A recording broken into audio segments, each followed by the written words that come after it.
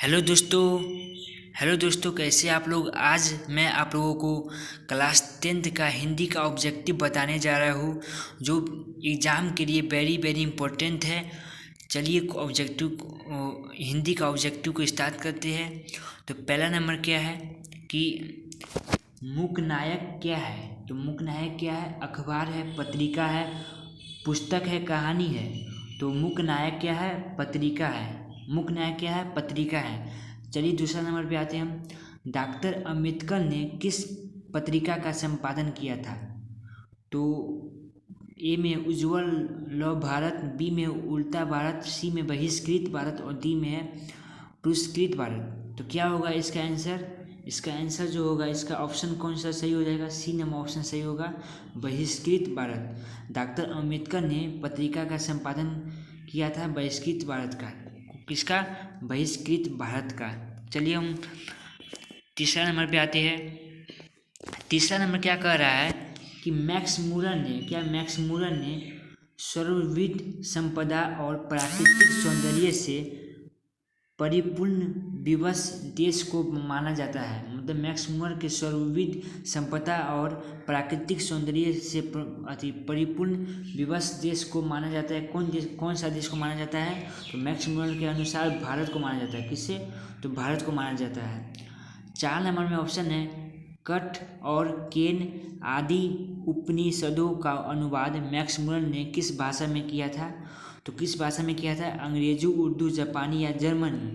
तो आपका ऑप्शन हो जाएगा डी नंबर, जर्मन हो जाएगा। चलिए हम क्वेश्चन नंबर 5 में आते हैं। क्वेश्चन नंबर 5 क्या कर रहा है कि बाबूजी के साथ बिरजू महाराज का आखिरी प्रोग्राम कहाँ था? मतलब बिरजू महाराज कह रहा है कि मेरे जो बाबूजी के साथ आखिरी प्रोग्राम कहाँ था? तो कहाँ था? मैनपुरी में। चलिए हम क्वेश्चन नंबर 6 पे आते हैं। तो क्वेश्चन नंबर 6 क्या कर रहा है कि शम्भू महाराज बिरजू महाराज के कौन थे? तो अगर आप हिंदी का जो पढ़े होंगे, बिरजू महाराज का जो पढ़े होंगे, आपको पता होगा कि शम्भू महाराज बिरजू महाराज का क्या था? तो चाचा था। क्या था? तो चाचा था। चलिए चाचा था। तो चलिए क्वेश्चन नंबर 7 पे आते हैं हम। क्वेश्चन नंबर 7 क्या बोल रहा है कि प्रेम की पीर का कवि किन्हें कहा गया है? प्रेम की पीर का कवि किन्हें कहा गया है? रसखान को, प्रेमगन को, मंजन को या गणानंद को। तो आपका ऑप्शन कौन सा सही हो जाएगा? D number. प्रेम की पीर का कवि घनानंद को कहा गया है। किसे? तो घनानंद को कहा गया। 8 नंबर क्वेश्चन है घनानंद किस भाषा के कवि है? तो ब्रज भाषा के। किस भाषा के? ब्रज भाषा के कवि थे। कौन? घनानंद। चलिए हम 9 नंबर पे आते हैं। 9 नंबर क्या कर रहा है कि डॉक्टर भीमराव अम्बेडकर का जन्म कब हुआ? डॉक्टर भीमराव अम्बेडकर का जन्म कब हुआ? तो हिंदी का क्लास 10 का हिंदी का सबसे फर्स्ट चैप्टर का है कि डॉक्टर भीमराव अम्बेडकर। तो आप अगर क्लास 10 का हिंदी का फर्स्ट नंबर चैप्टर पढ़े होंगे तो आपको पता होगा कि डॉक्टर भीमराव अम्बेडकर का जन्म 14 अप्रैल 1891 में हुआ था। कब हुआ था? 14 अप्रैल 1891 में हुआ था। किसका? डॉक्टर भीमराव अम्बेडकर का। चलिए हम 10 नंबर पे आते हैं। 10 नंबर पे क्या है? चलिए हम 10 नंबर पे आते हैं। 10 नंबर क्या कर रहा है कि बुद्धा एंड हिज धम्म के लेखक कौन है? तो कौन थे? तो चलिए इसका जो है डी नंबर ऑप्शन। कौन से? डी नंबर ऑप्शन इसका सही हो जाएगा, भीमराव अम्बेडकर थे। चलिए हम 11 नंबर पे आते हैं।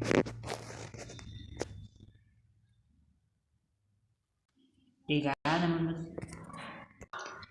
नंबर क्या है? अक्षर ज्ञान कविता के रचनाकार कौन है? तो अनामिका। कौन है? तो अनामिका है।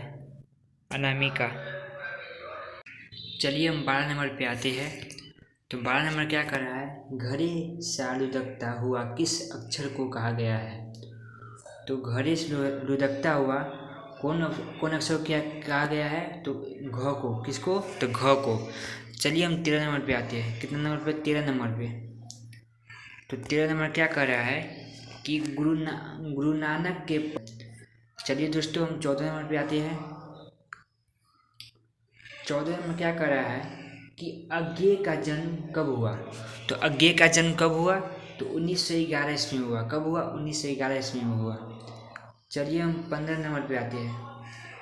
15 नंबर क्या कर रहा है कि 15 नंबर क्या कर रहा है कि नौबत खाने में इस इबादत साहित्य की कौन सी विधा है। तो नौबत खाने में इबादत साहित्य की कौन सी विद्या है। तो व्यक्ति चित्र। कौन सा हो जाएगा, व्यक्ति चित्र। 16 नंबर में क्या कह रहा है कि भारत माँ के श्रेष्ठ मुख की तुलना कवि ने किससे की है। तो किससे की है, तो छायायुक्त चंद्र से। किससे, तो छायायुक्त चंद्र से। चलिए हम 17 नंबर में आते हैं। तो 17 नंबर क्या कर रहा है कि अंगा के बिंदु कौन बालक क्या मानता है। तो माँ, बेटा, मैना, तोता। तो इसका जो ऑप्शन सही हो जाएगा बी नंबर, बेटा मानता है। अब 18 नंबर में है बालक को आंसू कब छलके, मतलब बालक जो है कब, मतलब कि आंसू बहाए। तो कब आए थे, बालक आंसू कब बहाए थे, पहली विफलता पर। कब, पहली विफलता पर। चलिए 19 नंबर पे आते हैं। क्लास को ज़्यादा से ज़्यादा शेयर करें, लाइक करें एंड सब्सक्राइब करें, क्योंकि क्लास 10 के लिए VVI हिंदी बता रहे हैं। इसमें टोटल 500 ऑब्जेक्टिव है, लेकिन आपको सिर्फ हम 50 ऑब्जेक्टिव बताने जाएंगे, 50 ऑब्जेक्टिव बताएंगे और अगले वीडियो में 100 ऑब्जेक्टिव बताएंगे। हमारे वीडियो से, अगर हमारे चैनल से 500 ऑब्जेक्टिव है, उसको आप पढ़ लिए तो एग्ज़ाम में क्वेश्चन से बहुत टकराएगा। चलिए 19 नंबर में क्या कर रहा है, 19 नंबर कह रहा है कि विडंबना का अर्थ क्या है। तो विडंबना का अर्थ क्या हो जाएगा, उपहास। क्या, उपहास। 20 नंबर में है डॉक्टर भीमराव अंबेडकर की रचनात्मक के प्रेरक व्यक्ति कौन थे। महात्मा ज्योतिबा फुले। 3 प्रेरक व्यक्ति थे किसके, महात्मा भीमराव अंबेडकर के, बुद्ध, कवि और ज्योतिबा फुले। चलिए हम 21 नंबर पे आते हैं। 21 नंबर क्या कर रहा है कि गणानंद अपने आंसुओं को कहाँ पहुँचाना चाहते थे। तो कहाँ, सुजान के आंगन में। कहाँ पहुँचाना चाहते थे, तो सुजान के आंगन में। 22 नंबर में पर्जन्य का पर्याय है, क्या होगा, बादल। पर्जन्य का पर्याय कौन है, क्या है, तो बादल। अब 23 नंबर के क्वेश्चन क्या होगा कि 23 नंबर क्या होगा क्वेश्चन कि मिट्टी। 23 नंबर में है कि मिट्टी की अबोध मूर्तें कौन है। मिट्टी की अबोध मूर्तें कौन है, तो जनता। कौन, जनता। चलिए 24 नंबर क्या है, 24 नंबर में है कि बिस्मिल्लाह खां के साथ किस मुस्लिम पर्व का नाम जुड़ा हुआ है। तो मुहर्रम।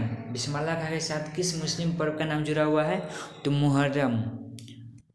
अब क्या दोस्तों, अब 25 नंबर में क्या ऑप्शन सही है। 25 नंबर में क्या है कि मैक्स मुरर ने विश्व की सबसे प्राचीन भाषा कौन सी भाषा को कहा है। मतलब मैक्स मुरर विश्व की सबसे प्राचीन भाषा कौन सा भाषा को कहा है, तो संस्कृत भाषा को। कौन सा भाषा को, संस्कृत भाषा को।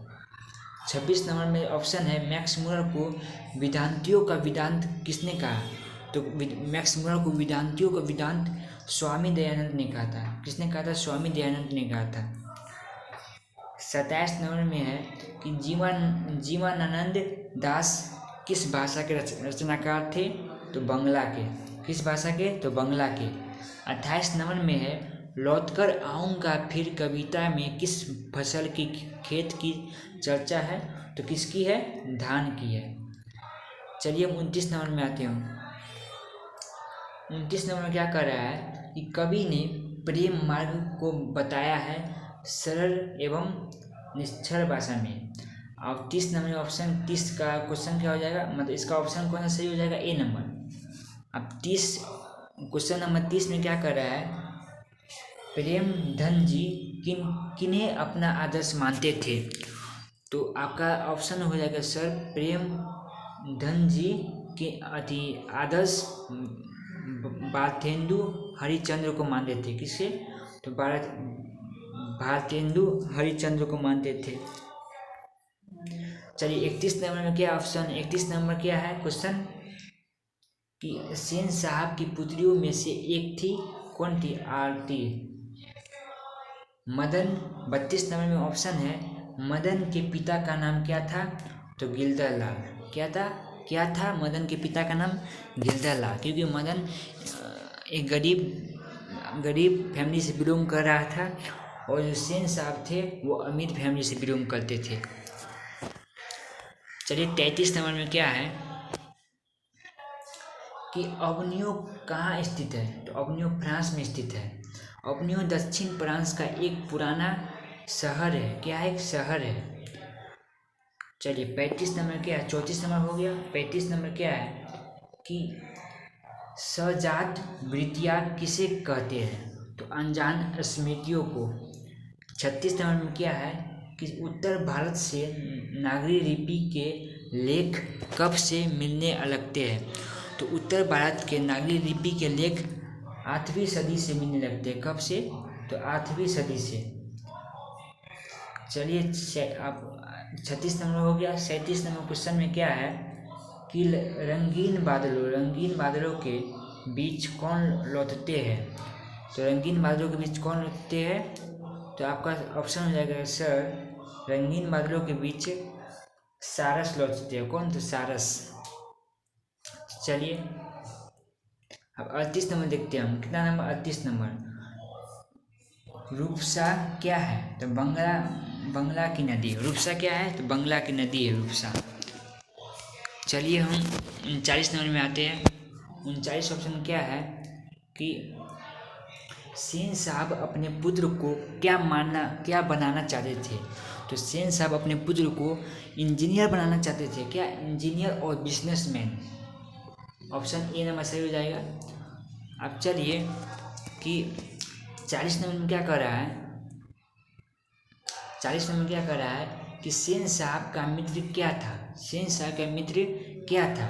डॉक्टर था, वकील था, शिक्षक था, पत्रकार था।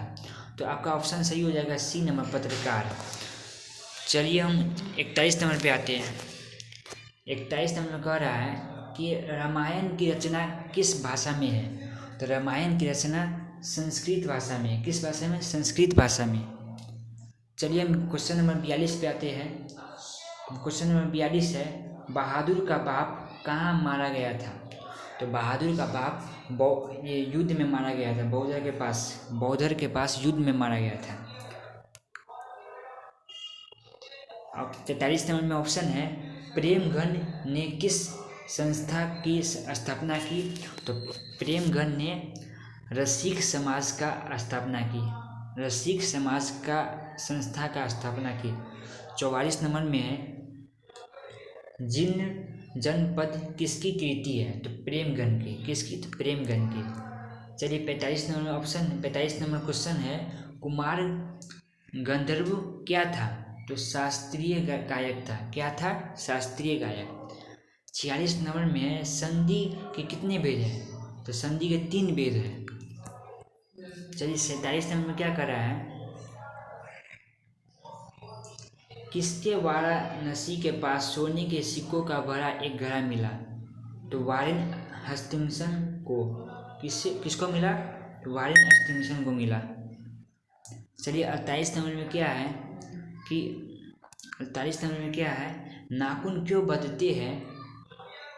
गद्य की कौन सी विद्या है? मतलब नाखून कौन बदते? ललित निबंध। कौन? ललित निबंध। चलिए 49 नंबर क्वेश्चन क्या है कि कासू मदन के साथ किस खेल में शरीक होना चाहता है? तो कासू जो है मदन के साथ लट्टू के खेल में, उसके लट्टू जो मदन चाहते थे तो कासू उसके खेल में शरीक होना चाहता था, लट्टू के खेल में। चलिए 50 नंबर में क्या है कि 50 नंबर में है लड़कियां क्या है कुतपुतलियाँ है किससे इस बात का गर्व है? तो माता पिता को। किससे? माता पिता को। चलिए दोस्तों आज का क्लास में हमने 50 ऑब्जेक्टिव को सॉल्व किए जो VVI है, बिहार बोर्ड एग्ज़ाम के लिए, क्लास 10 के लिए। आप लोग को क्लास 10 में अच्छा रैंक लाना चाहते हैं तो VVI ऑब्जेक्टिव के लगभग हिंदी का 500 ऑब्जेक्टिव VVI है, पूरा मिलाकर 500, मतलब ऑल चैप्टर का VVI ऑब्जेक्टिव देख लीजिए आप। तो आज हम 50 ऑब्जेक्टिव को सॉल्व किए थे और अगले क्लास में मैं 100 ऑब्जेक्टिव को सॉल्व करूँगा। आप 500 ऑब्जेक्टिव को 500 ऑब्जेक्टिव पढ़ लिए तो आपका हिंदी का ऑल चैप्टर का कंप्लीट ऑब्जेक्टिव हो जाएगा और बिहार बोर्ड में इससे क्वेश्चन टकराएगा, बहुत क्वेश्चन टकराएगा इससे। आप लोग क्लास को शेयर कीजिए, लाइक कीजिए और सब्सक्राइब कीजिए। चलिए, थैंक यू।